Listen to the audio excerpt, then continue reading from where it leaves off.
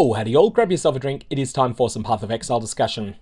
As Path of Exile changes over time, certain reagents that used to be very expensive and very much limited to experienced players with a lot of currency behind them start to become out of favour with that group and become much more accessible to budget crafting. That is what this video is going to be about, budget crafting using Awakener's Orbs, and our goal is going to be to craft on a less than 1 Divine Orb budget a reasonable substitute to Dialla's Malefaction. Dialla's Malefaction is often used on builds that want to use Empower support, and it provides a total of 4 gem levels to your primary skill, as long as both the skill you're trying to boost up and the Empower are socketed in red sockets on Dialla's Malefaction. We're only going to be able to get +3, and we're also going to have an additional requirement, and that is that the skill in question needs to be a Vaal skill. However, if you're playing Vaal Blade Vortex, or in this league with a Totem Explosion build, maybe you're even playing Vaal Devouring Totem, that is going to be something you can easily meet. There's a number of other Vaal skills that are good as well.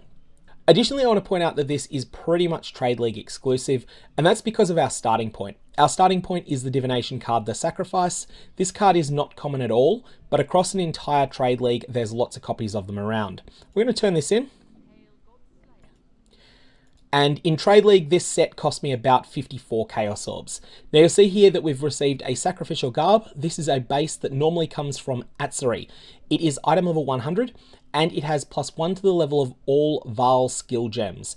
Note that this is all skills, socketed or not, and this will apply to the non-Vaal version of your skills. Now, because this base is worth just enough, we're going to use a Phenomenal Plague Directed to essentially duplicate it. And you can only do this once on any given item. So we're going to go to Einhar's Menagerie. I have applied an Orb of Alchemy and I have applied Armor Scraps to this item. Otherwise, I've made no other changes to it. And then we are going to run the Split Beast.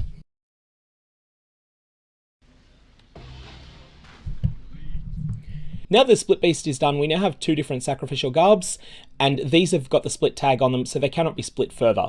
This is done because Phenomenal Plague Arachnids are just slightly cheaper at the time I'm recording this video than the price of 4 more Sacrifice cards, and there's also less of a hassle involved because I farmed them myself this league. We're also going to want to apply a Regal Orb to the one that went into a magic item. So our next step is that we're going to apply Conqueror's Exalted Orbs.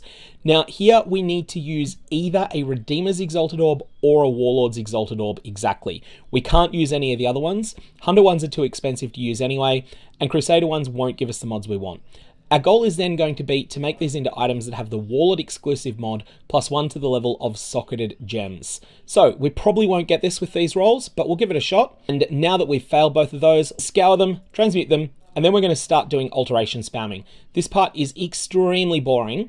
So what we're going to do in order to speed this up, we're going to find a dump tab, and then we're going to type the word active down in the highlight items section below. You'll notice that that causes certain items to be highlighted. This one here has +1 to the level of socketed active skill gems. All right, so the way that we're going to do this is we are going to look for one word that only appears in the text of the mod we want to roll, and then we're going to alt spam it. These are the 2 sack garbs we're going to be trying to craft on, and you'll see here I've chosen to type the word active down here. I'm going to give it another 600 attempts, and we're going to alternate so that we're not applying an alteration orb to the same one twice in a row. The reason for this is that it makes it less likely that we will muck up and accidentally roll over the correct thing. Whilst it's 1 in 333 or so to get this, it is something that you can get unlucky and have runs of 700, 800, 900 without any hits, or if you're extraordinarily unlucky, you could even go 1500.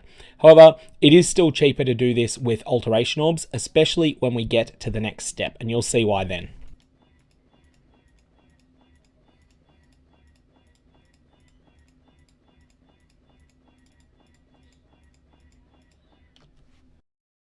Okay, so we've succeeded in making one. We now need to make a very important check, and that is, does this have another influenced suffix on it? If it does, it's RNG and null time. I need to make a quick clarification during editing here that there are some non-budget alternatives using Orbs of Dominance that could actually use a setup where you've got the prefix that you want and a suffix that is an influence mod as well. However, that's beyond the scope of this video. Then, if you're going to be doing 2 of these, you can keep going on the other one as well. So after about 860 alteration orbs, I managed to hit both of these Warlord's Garbs. So this one has the Warlord mod +1 to the level of socketed active skill gems, and so does this one. They have different suffixes to each other. Now these are going to be used as the recipient items on Awakener Orbs. I've also traded for donor items. These were extremely cheap. Now I've been very careful to choose Redeemer influence specifically when it comes to these donor items. So with an Awakener's Orb, you choose one item to be the donor item, one item to be the recipient item, and the donor item is completely destroyed, and one of its influence mods at random is picked, and that mod is then transferred over to the recipient item.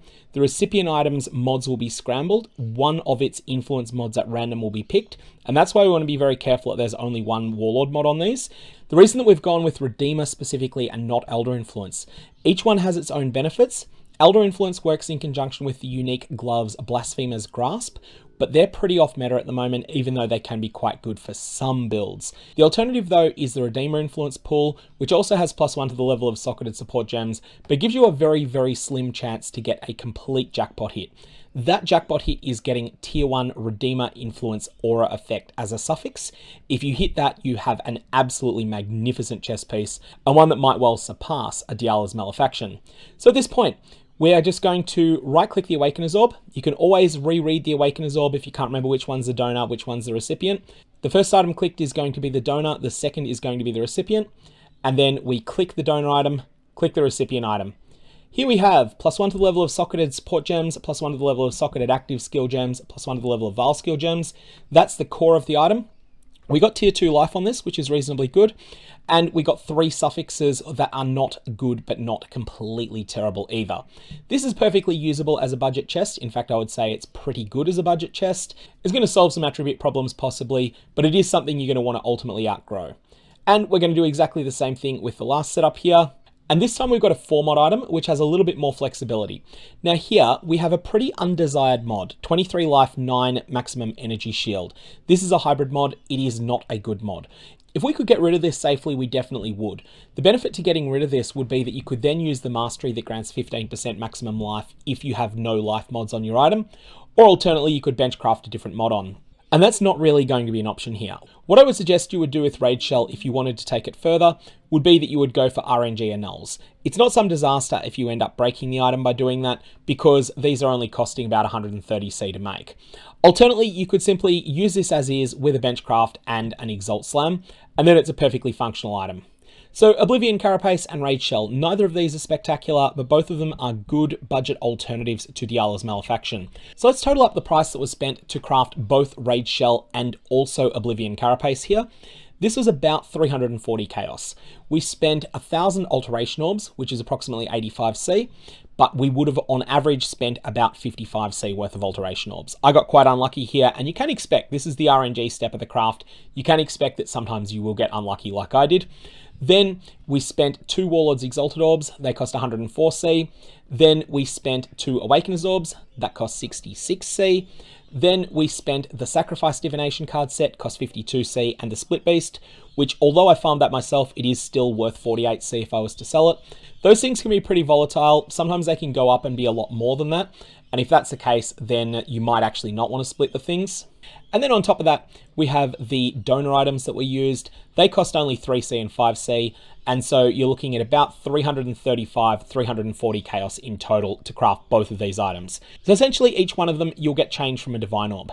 Now, had we got a little bit luckier, this is the best of these that I've created so far. Grimskin here. This does not have any unwanted life mods on it, and that's important because it means it can be used with the 15% life mastery.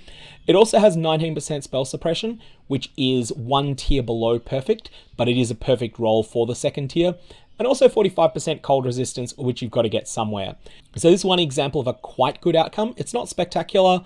The 95% hybrid armor evasion energy shield prefix is neither here nor there. It's okay, but it's not extraordinary. And the 25% stun and block recovery mod is pretty much rubbish.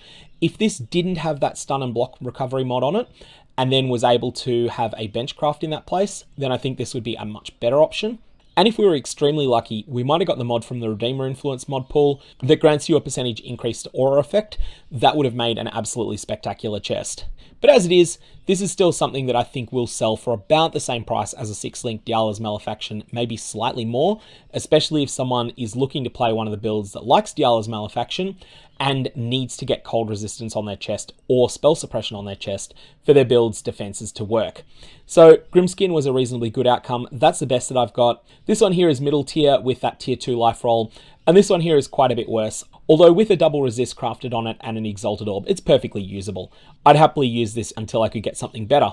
If you are intending to make a build that starts with one of these chests, what you probably want to do is start with the Empower 3, a corrupted Empowered 3 that's been an unsuccessful corrupt, and that will be good enough to put into an item like Rage Shell. Over time, your first upgrade is going to be to an Empower 4. Your second upgrade after that is going to be to a Dialla's Malefaction, and making whatever other changes in your build are necessary to make that fit. Then your upgrade after that is going to be a Dialla's Malefaction with 1 synergistic corruption. And then after that, it's going to be Awakened Empower 5, which is a huge expense. And then after that, it'll be to a Dialla's Malefaction with 2 perfect corruptions, which will be an even bigger expense again. That's your upgrade path past these, but these are a good starting point. May your Vaal Orbs and your Awakener's Orbs have interesting results.